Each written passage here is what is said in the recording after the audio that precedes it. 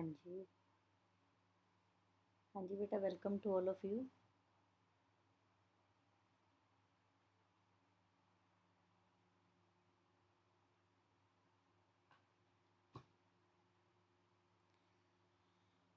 हाँ जी बेटा,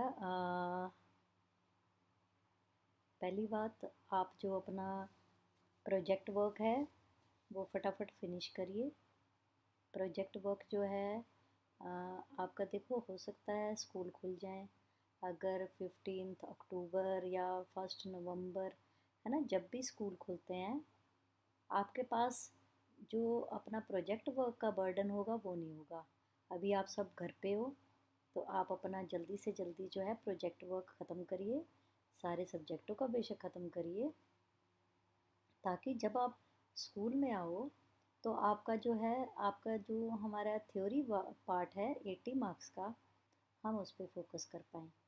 ठीक है, तो आपने अब अपना फटाफट प्रोजेक्ट ख़त्म करना है। अगर किसी तरह की कोई प्रॉब्लम आती है तो आप मेरे से फ़ोन पे बात कर सकते हैं। ठीक है, तो अब आपको मैंने 15 से 20 अक्टूबर डेडलाइन दी है, वो आपका प्रोजेक्ट ख़त्म होना चाहिए। अच्छा, अब ये जो है आपकी जो एक्स्ट्रा क्लास है अभी मैं ले नहीं रही, मेरी सेहत नहीं ठीक, तो कोई बात नहीं, हमारा बस ये कल तक मेरे को लगता है कि हमारा चैप्टर ख़त्म हो जाएगा, फिर मैं आपके साथ वो पास्ट पेपर क्लास में ही कंटिन्यू करूँगी। ठीक है, पहले हम सारे 5 साल के पास्ट पेपर कंटिन्यू कर लेंगे and then we will revise chapter wise. ठीक है। हाँ जी, अब हमारे पास कल हमने स्टार्ट किया था टेलर का, F.W. Taylor, who has given the principles of scientific management. F.W. Taylor, he is known as father of scientific management. He was American mechanical engineer. He was the author of Principles of Scientific Management. ये जो आपने देखो, अगर Principles of Management word आपके question में आता है, that is related to Henry Ford. अगर Principles of Scientific Management word आता है, that is related to Taylor. तो टेलर के प्रिंसिपल्स फिर आप इसके बारे में लिखेंगे। ठीक है, ये याद रखना। साइंटिफिक मैनेजमेंट हमने पढ़ा कि इसमें कहते हैं application of science in management practices. आप कोई भी अपना टास्क मैनेज करना चाहते हो तो उसमें जो है साइंस अप्लाई करो। साइंस अप्लाई करो का क्या मतलब है? Don't go for rule and thumb. Rule and rule rule of thumb क्या है? रूल ऑफ थम का मतलब है that when you are going to take decision as a manager, when you are going to take a decision with your intuition, hit and trial method, your personal judgment, then you are not able to get success every time. जब आप अपनी मर्जी से, मेरा दिल चाहा ये वाला फार्मूला लगा लूँ, मेरा दिल चाहा मैं ये वाला मेथड अपनाऊँ, या फिर ये जो है इस टेक्निक से मैं अपना जो टास्क है वो पूरा करूँ, इंट्यूशन हुई, या आपने कहा कि हाँ जी पास्ट में हम यही करते आ रहे हैं, अब भी वही अप्लाई करके देखते हैं, तो ये चीज़ें जो हैं रूल ऑफ थंब है, तो वो आपने वो नहीं यूज़ करनी। टेलर का यही मानना है कि यू शुड यूज़, यहाँ पे वो एप्लीकेशन ऑफ साइंस की बात कर रहा है। तो साइंस का मतलब ये नहीं है कि आपने वो साइंस वाली जो बुक्स हैं, टर्म्स हैं, वो यूज़ करने हैं। साइंस का मतलब है कि you will go for particular task, when you are going for particular task, आप कोई भी पर्टिकुलर टास्क करना चाहते हैं तो आप उसको क्या करिए, प्रॉपरली उस टास्क को एनालाइज कीजिए, ऑब्ज़र्व कीजिए, उसके बारे में देखिए, सारी बारीकियां देखिए कि हमने ये जो टास्क करना है इस ये कैसा है, क्या होगा। ठीक है, इसको इसके करने के कौन कौन से मेथड्स हैं, कौन से ऑल्टरनेटिव कोर्स ऑफ एक्शन है, फिर उसमें से बेस्ट तरीका कौन सा है। तो अगर आप इस तरह से ऑब्ज़र्व करके, एनालाइज करके किसी भी सिचुएशन को, किसी भी टास्क को अगर आप करते हैं और किसी भी टास्क को उसके लिए बेस्ट मेथड चूज़ करते हैं, दैट इज़ कॉल्ड साइंस। ठीक है, अब साइंटिफिक मैनेजमेंट की अगर आपको डेफिनेशन आती है तो आप ये लिख सकते हैं, scientific management means knowing exactly what you want man to do and seeing that they do it in the best and cheapest way. मतलब आपने क्या देखना है कि एग्जैक्टली आप क्या करवाना चाहते हो अपने एम्प्लॉय से, और उसके बाद उसको देखना, ऑब्जर्व भी करना। ये नहीं आपने बता दिया बात ख़त्म, आपने ये भी देखना है कि क्या वो सही जो उनको पैरामीटर्स दिए हैं, स्टैंडर्ड्स दिए हैं, क्या उनके अकॉर्डिंग वो कर रहे हैं और वो अपना इफ़ेक्टिवली एफिशिएंटली कर रहे हैं कि नहीं कर रहे। तो ये हमारी साइंटिफिक मैनेजमेंट है। इसमें हमारे एम क्या है? Increase production, improved quality, reduce cost. उसके बाद ये आपको स्टोरी बताई थी कल, अब रिपीट नहीं करेंगे, आप वीडियो देख सकते हैं। हाँ जी, प्रिंसिपल्स में सबसे पहला था science not rule of thumb. Rule of thumb का मतलब है एप्लीकेशन ऑफ ट्रेडिशनल मेथड्स और method decided by manager based on their past experiences, their intuition, their hit and trial method. ये सारों को हम कहते हैं रूल ऑफ थंब। मतलब जब आप कोई पुराने मेथड अपने यूज़ करते हैं, अब देखो ये नहीं कि पुराने मेथड गलत हैं, according to situation, according to task आपने डिसीजन लेना है कि अगर वही मेथड अप्लाई हो पाएगा पुराना वाला ट्रेडिशनल तो ठीक है, अगर नहीं होता देन टेक अनदर, चूज और सिलेक्ट द अनदर मेथड। तो आपने जो है ब्लाइंडली किसी भी फॉर्मूले को, मेथड को ब्लाइंडली आपने अप्लाई नहीं करना है। तो चाहे वो आपका पास्ट एक्सपीरियंस ही क्यों ना हो, चाहे वो ट्रेडिशनल मेथड कितने भी सक्सेसफुल क्यों ना हो, तो यहाँ पे जो है आपको हर बार सक्सेस जो है गारंटेड नहीं होगी। तो यहाँ पे इसमें लिखा है take decision according to personal judgement, intuition, hit and trial method. और साइंस कहती है कि analyse task and select the best method, तो आपको सक्सेस मिलेगी मिलेगी। उसके बाद हार्मनी नॉट डिस्कॉर्ड भी हमने किया था। Harmony not Discord. हार्मनी का मतलब है अच्छा व्यवहार, किसका, किसके बीच में? मैनेजमेंट और एम्प्लॉयज़ के बीच में एक कंप्लीट हार्मनी होनी चाहिए, एक गुड वर्किंग रिलेशनशिप होनी चाहिए। तो वहाँ पे जो है एक दूसरे के एटीट्यूड को, एक दूसरे के प्रति सोच को बदलने की ज़रूरत है। और हम कैसे कर सकते हैं? This can be achieved through a change in the attitude of workers and management. Taylor called it as mental revolution. Mental revolution क्या मतलब? अपनी सोच को बदलने जा रहे हैं, अपनी जो है एक दूसरे के प्रति सोच बदल रहे हैं। देखो मैनेजमेंट और एम्प्लॉयज़ दोनों एक दूसरे के लिए बहुत ज़रूरी हैं। अगर मैनेजमेंट कहे मैं ही ज़रूरी हूँ, नहीं, एम्प्लॉयज़ भी उतने ही इम्पोर्टेंट है। अगर एम्प्लॉयज़ कहें हम ही इम्पोर्टेंट हैं, तो नहीं, मैनेजर्स भी, मैनेजमेंट भी उतने ही इम्पोर्टेंट है। तो हमें दोनों को मान के चलना है, दोनों के बीच में इकट्ठा होना चाहिए, दोनों के बीच में एक जैसे जो है एक सी मतलब अच्छी अंडरस्टैंडिंग होनी चाहिए। We should give respect to each other. और उसके लिए आपके पास था कि हम कंप्लीट हार्मनी कैसे ला सकते हैं, मैंने आपको कल बताया था। मैनेजमेंट जो है अपने गेन्स शेयर कर सकती है, प्रॉफिट शेयर कर सकती है, ठीक है, उनके साथ इक्वल अपॉर्चुनिटी शेयर करके, इक्वल ट्रीटमेंट दे के, इक्वल बिहेवियर, मतलब इक्विटी प्रिंसिपल जो हम कर चुके हैं, फेयोल वाला। तो ये सारी चीज़ें करके जो है मैनेजमेंट जो है अपने एम्प्लॉयज़ के साथ अच्छा व्यवहार कर सकती है। और वर्कर्स जो हैं उनको भी चाहिए कि अगर मैनेजमेंट हमारे लिए इतनी पॉजिटिव है, then we should work hard, we should give our best, unnecessary don't go for strike. तो जैसे मैंने कल आपके साथ एग्जांपल शेयर किया था जापानीज़ वाला, Japanese companies follow paternalistic style of management where if workers go to strike they wear a black badge but do work more than normal hours to gain sympathy of management. तो और एक ये line मैंने आपको कही थी, याद रखना, prosperity for the employer cannot exist for a long time unless it is accompanied by prosperity for employees। देखो अगर हम कहें कि बिजनेस की ग्रोथ हो, एम्प्लॉयज़ को मिले कुछ ना मिले, तो ऐसा नहीं होगा। अगर एम्प्लॉयज़ खुश होंगे तभी अपने बिजनेस की ग्रोथ होगी। और अगर एम्प्लॉयज़ कहें कि हमारे कोई दो, हम आपको कोई फ़ायदा हो ना हो, तो अगर एम्प्लॉयज़ को वो सैलरी अच्छी दे रहे हैं लेकिन एम्प्लॉयज़ जो है अपनी फुल डेडिकेशन, कमिटमेंट, ऑनेस्टी से काम नहीं करते हैं, तो बिज़नेस में जो है ग्रोथ कैसे आएगी? तो इसलिए ये दोनों का एक दूसरे के लिए मिल के चलना बहुत ज़रूरी है। उसके बाद हमारा अब आज करते हैं हम, आज हमारा है कोऑपरेशन नॉट इंडिविजुअलिज्म। हाँ जी, देयर शुड बी कंप्लीट। हाँ जी बेटा, कोई डाउट हो तो पूछ लेना साथ में। मैं देखूँ। हाँ जी, ठीक है। हाँ जी, अब हमारे पास है cooperation not individualism. There should be complete cooperation between management and workers instead of individualism.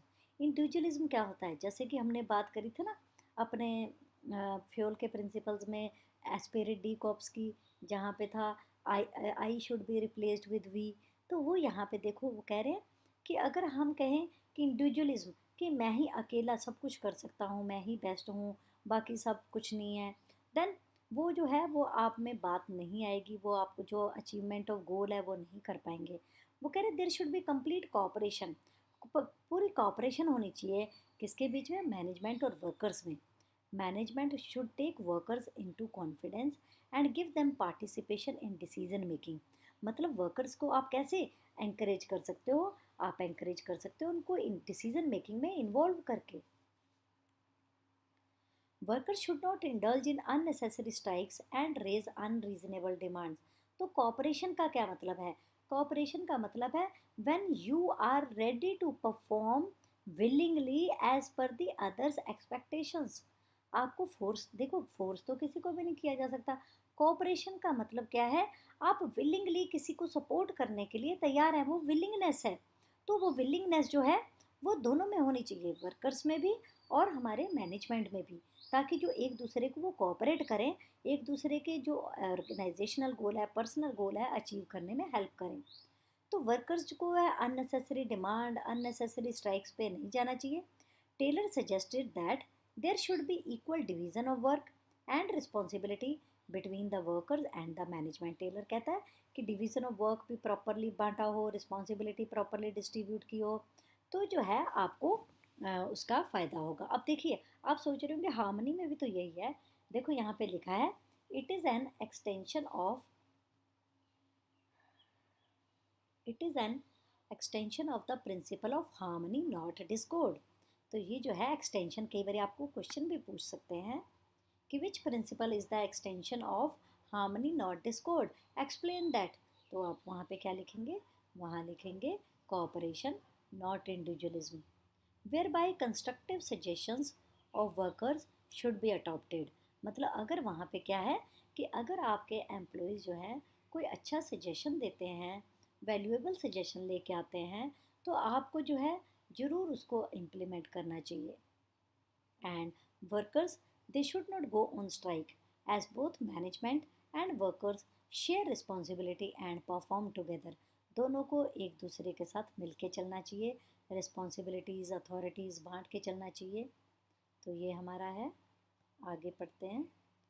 Competition, अब यहाँ पे देखो, यहाँ पे जो कॉपरेशन में आपने जो लाइनें लिखनी है वो ये भी है आपके लिए, देखो इंपॉर्टेंट लाइन है। इसमें क्या है, कहते हैं competition should be replaced by cooperation. अब कंपटीशन होता है कि I am the best, I am the best, I am the best, जो भी होगा, चाहे वो मैनेजर हो, किसी भी डिपार्टमेंट का हो, वो कहेगा आई एम बेस्ट। एम्प्लॉयज़ होंगे वो कहें, वो सोचेंगे आई एम बेस्ट। तो यहाँ पे एक कंपटीशन नहीं लगाना हमने, यहाँ पे क्या होना चाहिए, competition should be replaced by cooperation and both should realise that they need each other. देखो, दोनों को एक दूसरे की ज़रूरत है। अगर मैनेजमेंट आपको अच्छी सैलरी देगी तब आप अच्छा काम करोगे, आप अच्छा काम करोगे, मैनेजमेंट को अच्छा प्रॉफिट होगा, फिर वो आपको अच्छी सैलरी देगी। तो ये क्या हुआ, दोनों को एक दूसरे की ज़रूरत है। और आपको पता है कि अगर एक दूसरे दोनों में अगर मन मुटाव रहेगा, if they are not cooperating with each other, then both will be suffering, both will suffer the loss, both will. अब वर्कर्स हैं, अगर वर्कर अच्छे से काम नहीं करेंगे, बिजनेस को लॉस होगा, बिजनेस तो बंद होगा, वर्कर की नौकरी भी जाएगी। तो that means both are going to suffer something. And management को क्या करना चाहिए, management should be rewarded for constructive suggestions which result in reduction of cost. At the same time worker should not ask for unnecessary demands. There should be equal division of work and responsibilities between workers and management. तो ये हमारा corporation not individualism था। मतलब हमें cooperate करना है, कोई competition नहीं करना है, उसके लिए हम दोनों को मिलके चलना है, ठीक है। अब हमारा है last principle, principle of scientific. देखो हर स्लाइड में मैंने ये यहाँ पे नाम लिखा हुआ है। इससे क्या है कि आपको पता होगा कि ये principles given, these principles are given by F W Taylor. And ये प्रिंसिपल साइंटिफिक मैनेजमेंट के प्रिंसिपल्स हैं, ना कि general management. Development of each and every person to their greatest efficiency and prosperity. Efficiency of all workers is a must for which they have to be provided with maximum prosperity. Taylor advocated scientific methods for selection, training and development of workers.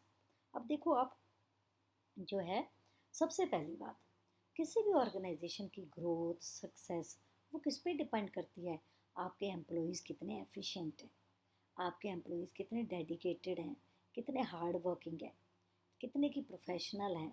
ठीक है, ये सारी चीज़ें। चलो professional देखो, अगर एक बंदा प्रोफेशनल भी होगा, उसको अपना टास्क बड़े अच्छे से आता है, लेकिन it is not compulsory he will be ready to give his 100%।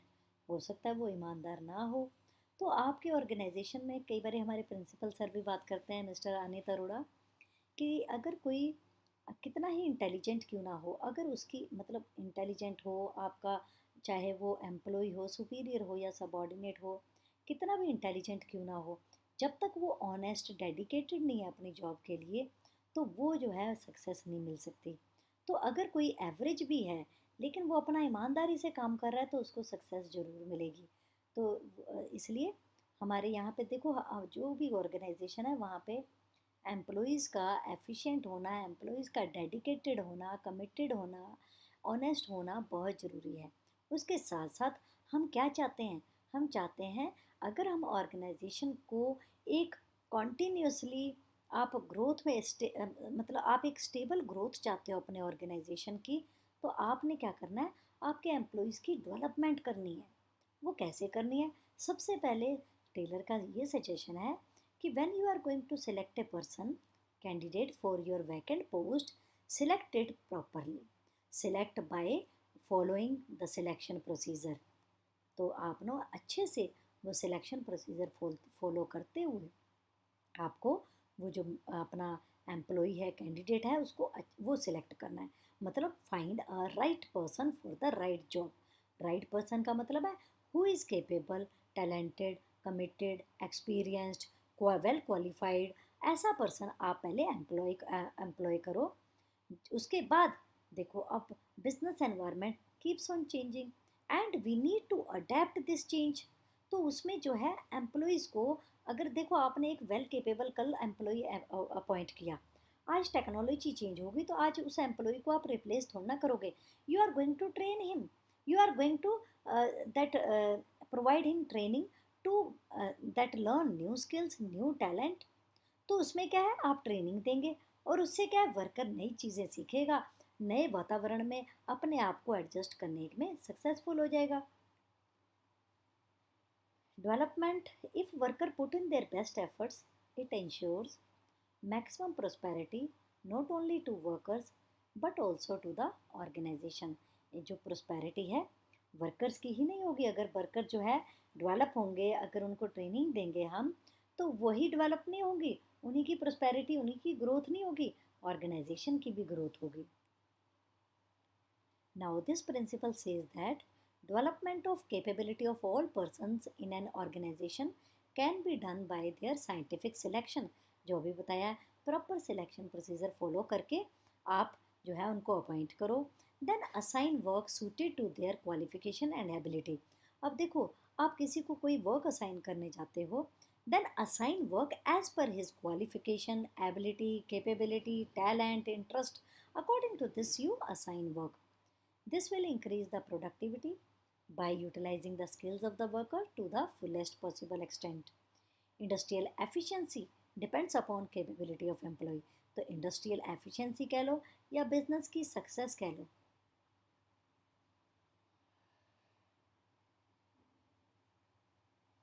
या बिजनेस की सक्सेस कह लो, वो किस पे डिपेंड करती है? आपके एम्प्लॉयज़ की एफिशिएंसी, आपके एम्प्लॉयज़ की कैपेबिलिटी, आपके एम्प्लॉयज़ की डेडिकेशन, कमिटमेंट या फिर ऑनेस्टी, उस पर डिपेंड करती है।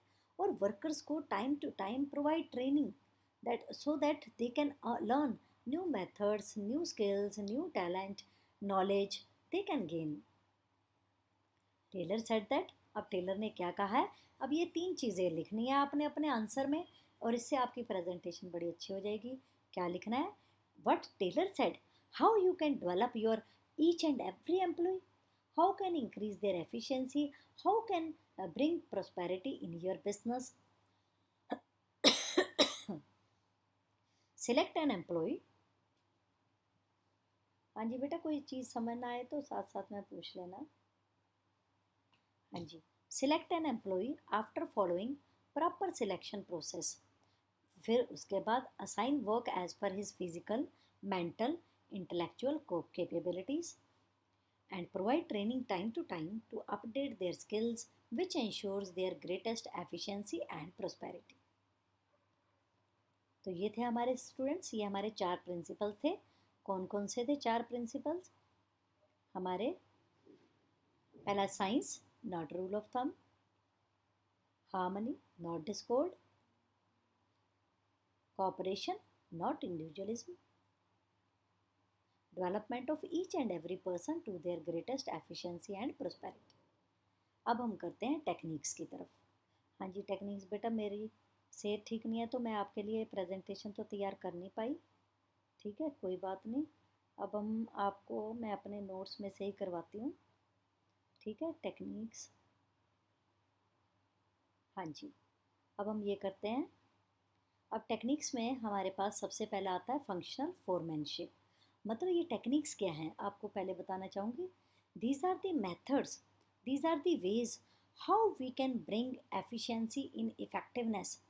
हमारे जो वर्कर्स हैं वो बेस्ट कैसे देंगे, if they are going to follow the best method, अगर वो किसी बेस्ट मेथड बेस्ट तरीके से अपने जो है वर्क को करेंगे। अब उसमें हमारी जो टेक्निक्स हैं वो भी 4-5 टेक्निक्स हैं। तो सबसे पहले हम करते हैं फंक्शनल फोरमैनशिप। फंक्शनल फोरमैनशिप क्या है? This is a technique in which planning and execution are separated. यहाँ पे आप क्या कर रहे हो? फंक्शनल फोरमैनशिप, आपके जो भी फंक्शंस हैं उनको आपने 2 हिस्सों में बांट दिया। 2 हिस्सों में आपने एक तो प्लानिंग इंचार्ज कर दिया, प्लानिंग बना दिया, एक एग्जीक्यूशन, मतलब आपने प्लान और एग्जीक्यूशन ये 2 अलग अलग हिस्सों में बांट दिया। फिर उसके बाद क्या किया? There are 8 types of specialist for each under planning and execution who keep a watch on all workers to give their best. अब सबसे पहले आपने क्या किया? 2 हिस्सों में आपने पूरे फंक्शंस को बांट दिया। किसमें? प्लानिंग, यहाँ पे नीचे देखिए डायग्राम है। प्लानिंग, प्लानिंग एक आपका हो गया फंक्शन, एक हो गया प्रोडक्शन। तो अब प्लानिंग के अंडर आपने 4 डिपार्टमेंट कह लो या 4 वर्कर्स कह लो या 4 स्पेशलिस्ट आपने रख दिए, जो कि हर एक टास्क को, अपने पर्टिकुलर टास्क को वो निभाएंगे, करेंगे। और यहाँ प्रोडक्शन के नीचे भी आपके 4 स्पेशलिस्ट हैं जो कि आपके 4 पर्टिकुलर टाइप ऑफ वर्क करेंगे। और उसके बाद ये सारे के सारे कितने हो गए? टोटल 8 हो गए। 4 under planning incharge and 4 under production in charge, and these all 8 people they are going to pass on the instructions to workmen। अब वर्कमैन कौन है? वर्कर्स हैं। तो वर्कर्स जो हैं यहाँ पे हमारे 8 स्पेशलिस्ट से इंस्ट्रक्शंस रिसीव करेंगे। अब आप देखिए, आप देखेंगे जब हमने फ्यूल का पढ़ा था, फ्यूल का कहना था कि unity of command, unity of command should be there, कि एक एम्प्लॉय को, एक वर्कर को एक ही सुपीरियर से इंफॉर्मेशन मिलनी चाहिए। That means one person only will command employees और that employ will get information only from one superior. तो यहाँ पे वो जो है ये प्रिंसिपल यहाँ पे वायलेट होता है।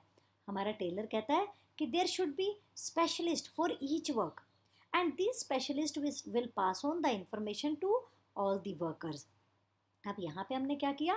फंक्शनल फोरमैनशिप ये टेक्निक क्या है कि आपने टोटल वर्क को आपने 2 हिस्सों में बांट दिया, प्लानिंग में, प्रोडक्शन में, और उसके अंडर आपने 4 स्पेशलिस्ट रख दिए। अब ये 4 स्पेशलिस्ट क्या काम करेंगे और क्या क्या इंस्ट्रक्शंस पास ऑन करेंगे वर्कर्स को, आपको बताती हूँ। तो अब हमारे पास जो प्लानिंग इंचार्ज है, मतलब प्लानिंग फंक्शन है, उसके लिए हमने एक हेड बना दिया जिसको कहेंगे प्लानिंग इंचार्ज। उसका प्रोडक्शन है दूसरा, प्रोडक्शन के लिए एक हमने हेड रखा, दैट इज़ प्रोडक्शन इंचार्ज। अब ये जो है हेड है, उनके अंडर 4 स्पेशलिस्ट काम कर रहे हैं। अब वो कौन कौन से स्पेशलिस्ट हैं? एक इंस्ट्रक्शन कार्ड क्लर्क है, second is root clerk, third is time and cost clerk, fourth is disciplinarian, और यहाँ पे speed boss, gang boss, repair boss, inspector. अब ये क्या टास्क, ये स्पेशलिस्ट किस में है, ये क्या टास्क अपना निभा रहे हैं, वो आपको यहाँ पे बताती हूँ। अब प्लानिंग इंचार्ज के अंडर जो 4 हैं हमारे 4, सबसे पहला है instruction card clerk. Instruction card clerk का मतलब क्या है? He is responsible for making instructions for the worker.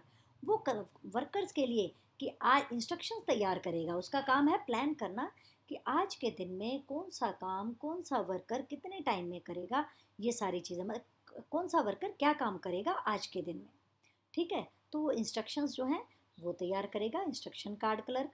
उसके बाद है रूट क्लर्क। रूट क्लर्क तैयार करेगा प्रोडक्शन का सीक्वेंस और रूट कि क्या क्या आप जो है प्रोडक्शन का प्रोसेस क्या फॉलो किया जाएगा, कौन से सीक्वेंस होंगे, कौन कौन सी एक्टिविटीज़ पहले नंबर पे होंगी, दूसरे पे होंगी, तो ये सारी चीज़ें जो है रूट क्लर्क तय करेगा। उसके बाद थर्ड है टाइम एंड कॉस्ट क्लर्क।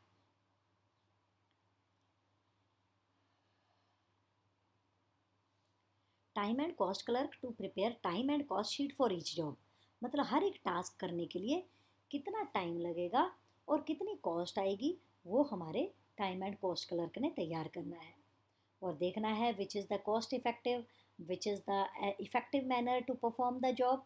तो ये उसका काम है प्लान करना। उसके बाद हमारे पास है डिसिप्लिनेरियन।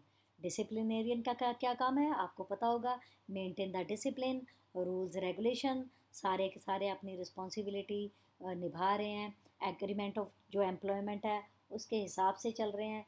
तो ये सारी चीज़ें जो हैं डिसिप्लिनेरियन ने देखनी है कि स्मूथली फंक्शनिंग हो रही है कि नहीं हो रही। उसके बाद प्रोडक्शन इंचार्ज के नीचे हमारे पास आएंगे 4 स्पेशलिस्ट। पहला है gang boss, speed boss, repair boss and inspector. अब गैंग बॉस का क्या है, gang boss is responsible for keeping tools and machine ready for operation. मतलब मॉर्निंग में आके गैंग बॉस ने देखना है कि सारे के सारे टूल्स मशीन्स रेडी हैं ताकि हमारे वर्कर्स आएंगे वो काम करेंगे। तो he has to keep ready all the tools and machinery. उसके बाद जो स्पीड बॉस है, speed boss is responsible for timely and accurate completion of job. मतलब वो जो है उसने ये देखना है कि हमारा जो भी टास्क है वो टाइम पे हो रहा है, एक्यूरेटली हो रहा है, मतलब इफेक्टिवली एंड एफिशिएंटली। तो ये दोनों तरीके उसने देखने हैं। रिपेयर बॉस का क्या काम है, he has to see proper working conditions of tools and machine. मतलब जो टूल्स और मशीन्स हैं क्या वो प्रॉपर वर्किंग कंडीशन में हैं, किसी को रिपेयर की तो नहीं ज़रूरत। तो that before coming of employees, that before joining the employees, before arrival of employees in the organization, उसको सारी की सारी चीज़ों की टूल्स मशीन की रिपेयर करके रखनी है। उसके बाद इंस्पेक्टर का काम क्या है, quality. He has to check the quality of work as per the standards. उसने देखना है कि जो स्टैंडर्ड्स दिए गए हैं, जो पैरामीटर्स दिए गए हैं, क्या उसके हिसाब से वर्कर्स काम कर रहे हैं, उसको फॉलो कर रहे हैं कि नहीं कर रहे, क्वालिटी मेंटेन कर रहे हैं कि नहीं कर रहे। तो ये है हमारा फंक्शनल फोरमैनशिप। बेटा इसके ऊपर जो है क्वेश्चन बहुत बार आता है।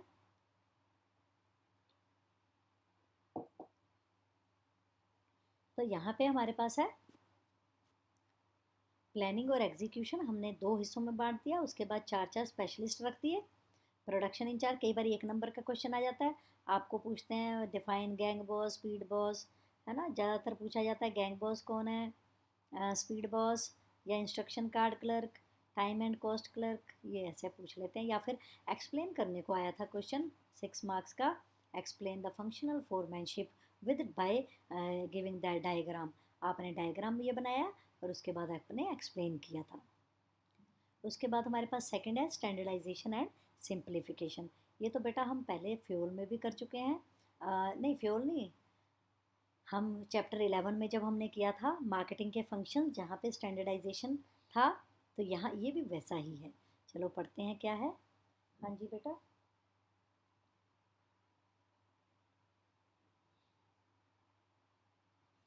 अच्छा, हाँ जी, रूट क्लर्क का बता देती हूँ मैं आपको। हाँ जी, रूट क्लर्क बेटा, रूट क्लर्क का यही मतलब है कि क्या आप जो प्रोडक्शन करेंगे, कौन सा मेथड ऑफ प्रोडक्शन यूज़ किया जाएगा, उसमें सीक्वेंस क्या होगा, कौन सी एक्टिविटी पहले नंबर पे होगी, दूसरे पे होगी। जैसे हम जैम बनाते हैं, जैम बनाने के लिए हमने एक्टिविटीज़ को डिसाइड कर लिया, सीक्वेंस दे दिया, है ना, तो वो वैसे ही यहाँ पे प्रोडक्शन का रूट, प्रोडक्शन का सीक्वेंस वो तैयार करेगा। वो बताएगा कि कौन कौन सी एक्टिविटीज़ हमारी किस किस टाइम पे होंगी, कौन सी एक्टिविटी कौन करेगा, कौन सी एक्टिविटी पहले नंबर पे होगी, देन सेकंड, देन थर्ड। तो सबको अपनी अपनी क्लैरिटी हो जाएगी। तो रूट उसने देना है, सीक्वेंस उसने देना है, उसका यही टास्क है। ठीक है, यहाँ पे आपको exact method method it's sequence वो तैयार करना है। आगे कोई और डाउट है तो बता दो। हाँ जी, और तो और नहीं अभी आया। ठीक है, हाँ जी। अब उसके बाद हमारे पास है standardization and simplification. Standardization refers to developing standards, थोड़ा बड़ा कर दो आपको नज़र आ जाएगा। हाँ जी, standardization refers to developing standards for every business activity. Time देखें कितना वो अभी है, तो मैं कोशिश करूँगी ख़त्म करते हैं इसको। अच्छा, standardisation and simplification. It refers to developing standards for every business activity.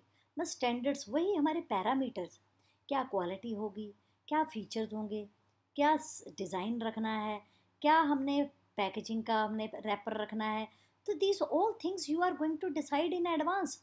तो वही स्टैंडर्डाइजेशन है। Process of setting standards, standards कह लो, पैरामीटर्स कह लो, आपको जो है आपको समझ आ जाएगा। तो यहाँ पे हम क्या कर रहे हैं, एडवांस में हम वो स्टैंडर्ड सेट करने जा रहे हैं। For each activity is called standardisation. We can set standards for process. देखो, आप क्या प्रोसेस, मेथड ऑफ प्रोडक्शन क्या यूज़ किया जाएगा, आप इसको डिसाइड कर सकते हैं पहले से। और पहले से डिसाइड कर लेंगे तो आपको जी सब वर्कर्स को बताना, उनको अंडरस्टैंड करवाना, उनको समझाना आसान रहेगा कि यही आपने फॉलो करना है। क्या रॉ मटेरियल यूज़ किया जाएगा, कितना टाइम, स्टैंडर्ड टाइम कितना लगेगा, कौन कौन से प्रोडक्ट हमने बनाने हैं, कौन सी मशीनरी यूज़ करनी है, क्या मेथड्स यूज़ करने हैं, क्या वर्किंग कंडीशंस होंगी। तो ये सारी चीज़ें, इनको बेटा इन्हीं को हम स्टैंडर्ड्स कहते हैं। यही तो ये चीज़ें जो हैं, ये आप जो पैरामीटर है इनको आप पहले से एडवांस में तय कर रहे हो।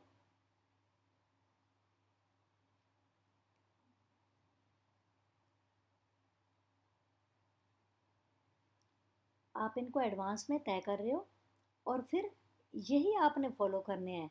तो इससे क्या होगा, हमारे जो प्रोडक्ट में यूनिफॉर्मिटी आएगी, कंसिस्टेंसी आएगी, यही हमारा एम है।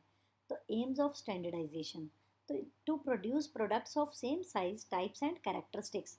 तो आप जो है अगर ये स्टैंडर्ड्स फॉलो करेंगे तो आपका जो प्रोडक्ट है, जितने भी आप बनाओगे, सेम साइज़ के होंगे, सेम टाइप्स के होंगे, सेम कैरेक्टरिस्टिक्स होंगी। Easy interchangeability of manufactured parts and products, set standards of quality and excellence in material। हम अपनी क्वालिटी में वो मतलब जो क्वालिटी का स्टैंडर्ड अब एक अपना मेंटेन कर सकते हैं, एक्सीलेंसी वो मटेरियल में मेंटेन कर सकते हैं, हम अपना बेस्ट यूज़ कर सकते हैं मैन और मशीन का। क्यों, कैसे, by giving them instructions in the advance कि आपने ये प्रोसेस फॉलो करना है, ये रॉ मटेरियल यूज़ करेंगे, इतना टाइम एक प्रोडक्ट बनाने में लगेगा, ये प्रोडक्ट बनाने हैं, ये मशीनरी और ये मेथड यूज़ करने हैं। तो जब सब कुछ क्लियर होगा तो आप बेस्ट ले ही पाएंगे ना अपने मैन और मशीन से। तो अच्छा, एक जो पॉइंट मैंने आपको नहीं समझाया वो ये है, easy interchangeability of manufactured parts and products. देखो, जैसे कार में आपने कार खरीदी, जिस भी कंपनी की खरीदी, आपका उसका जो स्टीयरिंग है वो ख़राब हो गया, आप जाएंगे उसी कंपनी के पास, एजेंसी में, आप कहेंगे इसका जो है ये स्टीयरिंग चेंज कर दो, तो वो स्टेयरिंग आपका वही वाला सेम रिप्लेस कर देंगे। तो ये होता है when you are going to follow standardisation. आपके प्रोडक्ट्स में यूनिफॉर्मिटी आएगी और आपके अगर कोई प्रोडक्ट का पार्ट रिप्लेस करना पड़े तो आप कर सकते हैं। एक आपको छोटा सा एग्जांपल देती हूँ, फनी सा ही है। आप देखिए, कोक पीते हैं, है ना, फेंटा, कोक, पेप्सी। आप 1 लीटर की, जब 1 लीटर की बोतल लेके आते हैं, आप देखेंगे उसका कैप, चाहे आप 300 ml वाली जो है पेप्सी या कोक से आप रिप्लेस कर सकते हैं, कैप, लिड की बात कर रही हूँ, उससे चेंज कर सकते हैं। 1 लीटर वाले कैप को आप चाहे 300 ml वाली बोतल पे लगा दो, चाहे 500 ml वाली बोतल पे लगा दो, चाहे 2 लीटर वाली। वो कैसे है, they have maintain the standard. उन्होंने वो जो साइज़ रखा कैप का, लिड का, वो सेम रखा। कल को आप उसको रिप्लेस कर सकते हो। ये तो सिर्फ छोटा सा एग्जांपल है कैप का। आपने देखा ही होगा, अगर नहीं देखा तो करके देखना। आप 300 की, चाहे वो आपकी कोक हो, कोई भी हो, चाहे किसी और ही ब्रांड की हो, आप उसको कैप को लगा के देखना, फिट हो जाएगी। तो ये हमारा होता है, अगर हम स्टैंडर्ड्स फॉलो करते हैं तो हमारे जो प्रोडक्ट्स हैं उसमें यूनिफॉर्मिटी आती है। यूनिफॉर्मिटी का मतलब है सारे प्रोडक्ट्स एक ही साइज़ के होंगे, एक ही टाइप के होंगे, एक ही कैरेक्टरिस्टिक होगी उसमें। तो ये हमारी यूनिफॉर्मिटी होगी, जिससे कि कल को अगर आपको कोई अपने प्रोडक्ट के पार्ट्स चेंज करने पड़े, रिप्लेस करने पड़े, आप कर सकते हो। तो इसलिए ज़्यादातर जो है लोग स्टैंडर्डाइजेशन, ये हमारी बड़ी फर्म्स हैं, कार्स वगैरह, आप देखो, मैं गई टायर बदलाने के लिए, अब टायर हमने लिए कंपनी से कार ली, उनमें टायर लगे हुए थे, लेकिन अब हमने चेंज कराने, हम कंपनी के पास नहीं जा रहे, हम टायर वालों पे जा रहे हैं, वहाँ से हमने टायर लगवा लिए। तो मतलब सेम साइज़ के टायर, अदरवाइज़ क्या होगा, आपको टायर तो मिलेंगे नहीं सेम स्पेसिफिकेशन के। तो ये है हमारा स्टैंडर्डाइजेशन। उसके बाद है हमारा सिंपलीफिकेशन। आज इतना ही करते हैं, बेटा थक गए। हाँ जी, सिंपलीफिकेशन का क्या मतलब है? Eliminate superfluous varieties of products और सर्विसेज। सिंपलीफाई करना। सिंपलीफिकेशन का मतलब है सिंपल कर देना। सिंपल क्या करना? Unnecessary varieties, unnecessary size, unnecessary products. तो अननेसेसरी क्वालिटी जो है आप उसको एलिमिनेट कर दो। अननेसेसरी का मतलब क्या है? आपको छोटा सा एग्जांपल देती हूँ। जैसे कि जो एग्ज़ाम्पल चलो कोई भी लेते हैं, टाटा टी का लेते हैं। अब टाटा टी की पैकिंग जो है 100 ग्राम की आती है, 250 ग्राम की आती है, हाफ के जी, 1 kg, है ना। अब सपोज़ करो जो 100 ग्राम है या 1 kg जो है, एग्ज़ाम्पल ही दे रही हूँ, 1 kg की जो पैकिंग है वो बड़ी कम बिक रही है, बिकती नहीं है। लोग खरीदते हैं 100 ग्राम, 250 ग्राम, 500 ग्राम, एग्ज़ाम्पल दे रही हूँ। तो वन वन के जी की पैकिंग बनाने का करने का फ़ायदा क्या? If there is no demand for that particular size of product, वो पर्टिकुलर क्वांटिटी की डिमांड ही नहीं है, तो why are you wasting your time, energy, efforts, money? तो ये सारी चीज़ें वो अननेसेसरी, वो जो आपकी जो क्वांटिटी है वो 1 kg वाली, जब उसकी डिमांड नहीं है तो why are you wasting your resources? तो हमने वो चीज़ों को एलिमिनेट कर देना है जिसकी जो कि अननेसेसरी है, चाहे वो वैरायटी हो। अब जैसे हमने जैसे हम बनाते हैं टैंग का फ्लेवर, टैंग हो गया, है ना। टैंग का हो गया एक फ्लेवर है पर्टिकुलर, सपोज करो मौसमी, एग्जांपल दे रही हूँ, मौसमी नहीं बिक रहा, तो why to waste resources for मौसमी वैरायटी, लीव इट। और टैंग में ऑरेंज की बहुत डिमांड है, ऑरेंज के ऊपर फोकस करो, उसकी उसकी ज़्यादा से ज़्यादा उसकी बनाओ आप क्वांटिटी। तो ये है हमारे को eliminate unnecessary variety, size, features, qualities, ये आपने अननेसेसरी जो है रिमूव कर देना है। It leads to fuller utilisation of equipment and increase in turnover. It result in saving cost of labour, machines and tool. Most large companies like Nokia have successfully implemented standardization and simplification. चाहे Nokia हो गए, टाटा हो गए, Maruti car हो गए, जो भी हैं, they are using standardisation and simplification. भाई जिस चीज़ की डिमांड नहीं है, अननेसेसरी है आपके लिए, तो उस चीज़ को बनाना ही क्यों? और आपको जो है स्टैंडर्ड्स फॉलो करने हैं जिससे यूनिफॉर्मिटी आएगी। तो ये था हमारा जो है दो हमारे टेक्निक्स हैं टेलर की। बाकी बेटा कल करेंगे, आई गॉट टायर्ड। तो आपने ये टेक्निक्स पढ़ लेनी है, कल हमने ये चैप्टर बेटा फॉलो फिनिश कर देना है। ठीक है, हमारे पास एक अच्छा आपको ये बताऊँ, ये समझा देती हूँ, लेकिन नहीं, कल करेंगे बच्चे। Okay students, thank you, thank you very much.